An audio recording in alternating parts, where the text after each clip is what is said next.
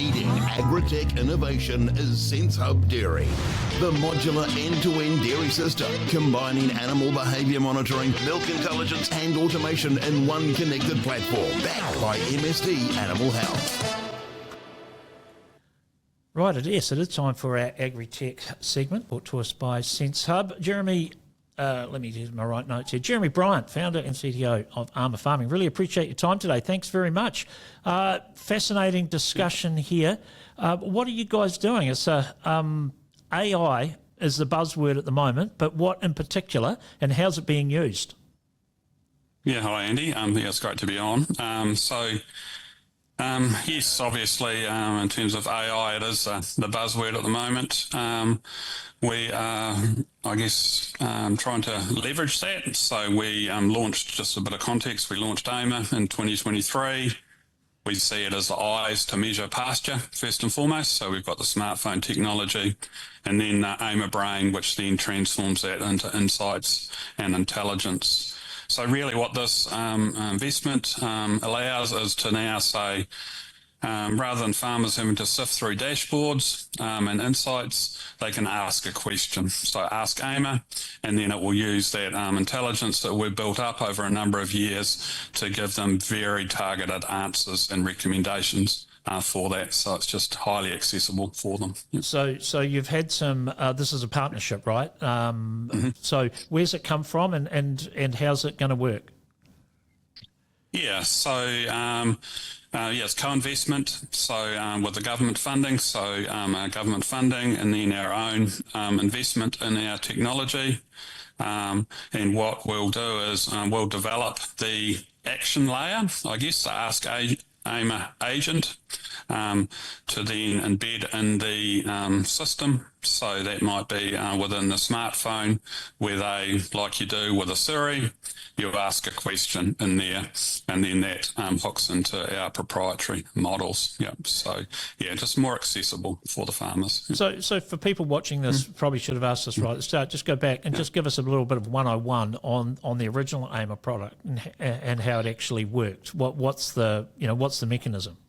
Yeah, so Aimer at the moment, obviously it's built on the challenge of measuring pasture. So the first sort of, I guess, entry in is that they'll hop on the mobile app, they'll measure pasture, they do a scan of the pasture, that then estimates the mass, generates obviously the feed wedge for them, but then Aimer goes a step further to then auto-generate a grazing plan. It gives them insights in there, So, yeah, that's the foundations that we're still very much building on. Yep, that's just another way of getting the information out of the system, fundamentally. Yep. Farmers being farmers will generally stress test it, right? They'll go to their old systems and then they'll use the new system and pick up the before they trust it, I suppose is probably the best way to describe it, right? That would be a pretty typical farmer's response. What's the feedback from farmers when they do this? Yeah, so with this, with these models, so the things like the Chat GPT, they can give very generic answers and they can't be founded in the context of their farm. Each farm is unique. Yeah. So with this, because we've still got the Aimer Brain, it needs to be guardrailed and trusted. So it knows more about their farm. And then if they don't, then like the result, obviously they lose trust, and that sort of thing. So very much still build on that foundations to say, okay, this has got guardrails, but we can add in the accessibility of it, because you're right, if farmers don't trust it, they then won't use the recommendations and you've sort of lost the point of it. So it's very much, we try and be as transparent as possible with our accuracy of our models, so that they can trust the answers that Aimer might give.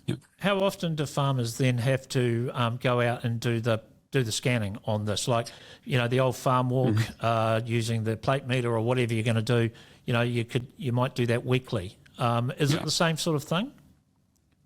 So typically what the farmers do is they might measure the pasture, say, once a week, with the smartphone. So But what we're finding now is they might, in the peak growth period, they might do that every 3 or 4 days, and do less paddocks, but then understanding, okay, this is the situation, this is the growth rate, So we have things like we call a partial farm walk, where rather than the farm having to walk all the paddocks and spend 2 or 3 hours, they might do a partial farm walk of, say, 20 or 30% of the farm. It's now more doable, and they do that more frequently so that the models have got that latest information there. How much of a paddock does a farmer have to scan to get the required amount of data into it?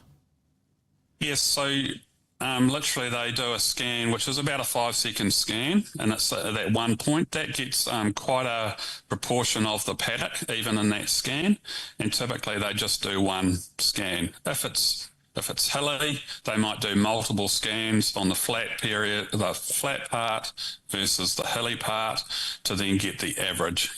So it still saves that plate meter where you've got to walk up and down the paddocks. You can get a lot of that in that one paddock. So, all right. And you talked about it, so it's now going into complete feed wedges, right? Obviously, using AI, and we're kind of all getting used to using it in some way or another, you can get a little bit reliant on it at times, which is an easy thing to do. But so using the AI model then, based on the information, does it calculate, how far out does it calculate, and does it also pull in weather data, temperature, and all those sort of things to create the model? I'm fascinated to know what this looks like.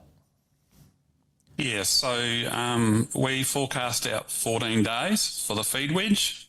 So that's one of the most popular things, where the farmers can play out that feed wedge over 14 days. And then they can identify, okay, there's an emerging surplus coming in 7 days, and these are the paddocks that we need to move. So at the moment, we don't yet have a weather data feed in there.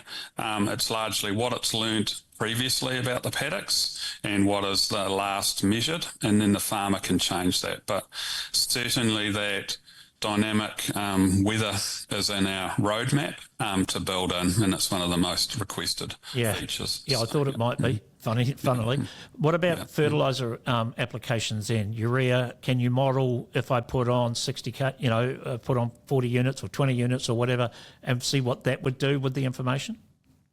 Not at the moment. So that link with the fertiliser application is a future development one, where they would apply, say, 40 kg of urea, say, to a paddock, and then increase the growth rate of those paddocks. So that's always, I've learned within an agri-tech business, you're juggling the needs and the immediate things, and this funding obviously allows us to go quicker for the farmers to get those sort of things in their hands.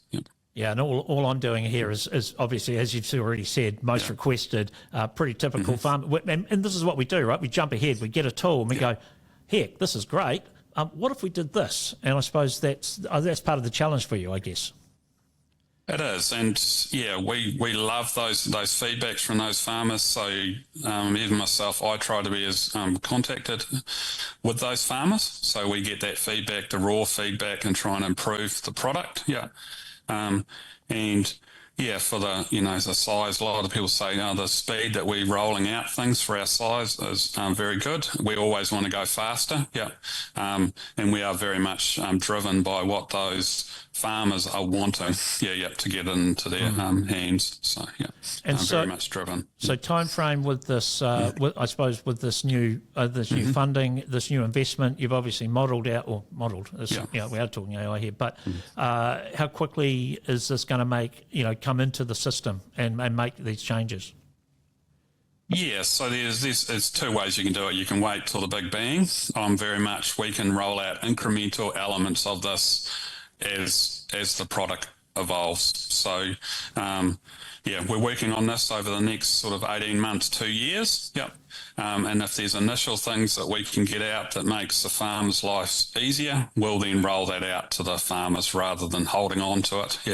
That sort of stuff. So, we're just working through, okay, what are those early elements that we can roll out to make their lives easier, more actionable insights in the system. Yep.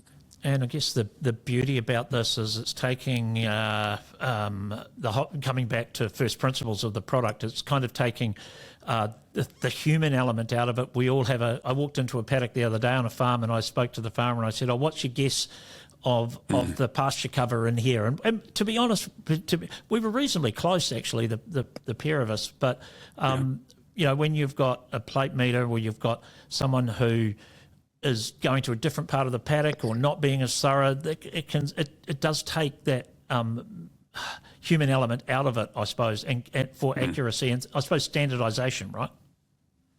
It does, yeah. So obviously it can standardise. You can have less variation. So there's a classic thing with a plate meter. You can have one person that's rolling a plate meter versus another one's doing the classic plonks, and that gets variation. So getting that less variation between staff members is one of the benefits of that smartphone. Yeah, it guides them. Yeah, but I guess this is still not removing the human element. It's augmenting it, saying, okay, here's some options, but fundamentally the farmer's still in control, and they can say, okay, here's some options. I think we can execute this the best to get the most profit, most production. All right, Jeremy, we're really looking forward to seeing it. No doubt probably catch up at field days and come in and have a look. You'll be there, no doubt. Really appreciate your time. Thanks very much. All right, great to catch up. Thank you.